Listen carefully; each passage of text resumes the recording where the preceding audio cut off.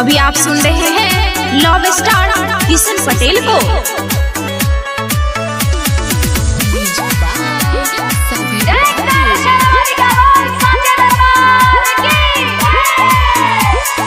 बोलतिया निमिये पे काली रे कोयलिया 4 बजे भोरे से।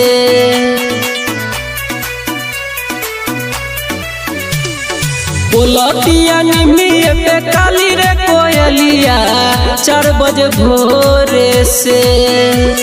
सुतल बारी मैया जगा दी रे मलिनिया कहतानी बतियाई तोरे से। सुतल बारी मैया जगा दी रे मलिनिया कहतानी बतियाई तोरे से। कहतानी बतियाई तोरे से।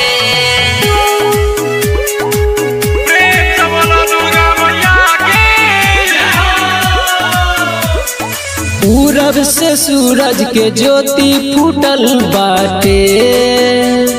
मैया के दर्शन ला भीड़ जुटल बाटे। धोवे खातिर माई के चरनिया लेके अब गंगा जी के पनिया। धीरे धीरे बतियाई कनवा में कही है बोली है न जोरे से। सुतल बारी मैया जगा दी रे मलिनिया कहतानी बतियाई तोरे से। सुतल बारी मैया जगा दी रे मलिनिया कहतानी बतियाई तोरे से। कहतानी बतियाई तोरे से।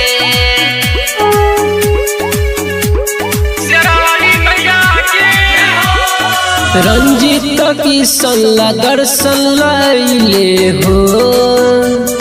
मैया ला अरहुल फूल ले आइले हो।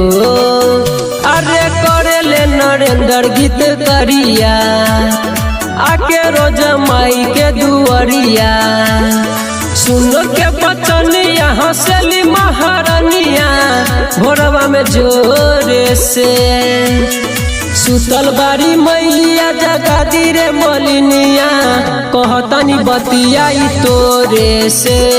सुतल बारी मैया जगा दी रे मलिनिया कहतानी बतियाई तोरे से।